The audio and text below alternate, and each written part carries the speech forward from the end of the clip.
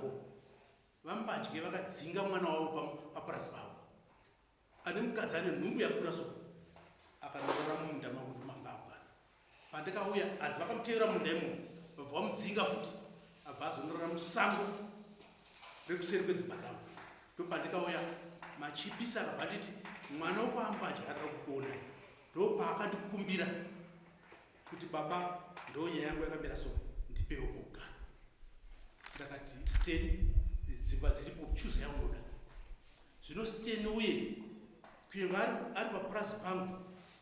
akaona vashandi vangu vakushanda anenge achida kubata-batawo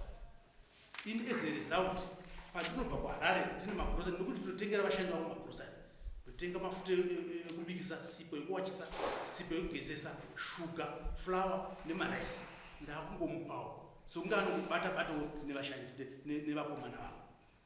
handaikwanisa kuti mwana waambadye ane mukadzi ane nhumbu handizi kuti ine mwedzi mukati yakura kudai so varari munyoka musango muya ndakamuti gara musha izvi ndamusiyana pambapa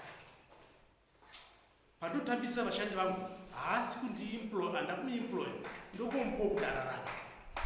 kuyeko makamubvunza anotoziva kuti ane mwedzi miviri ndichimupa mari ndichimupa magrosari ndakafunga kuti ambadye vada kutaura neni nenyaya yemwana kuti akakanganisa zvakadai tomugadzirisa sei kamba vaenda kwamambo handisati ndambomira padare ramambo ndaane 67 years handisati ndamira padare ramambo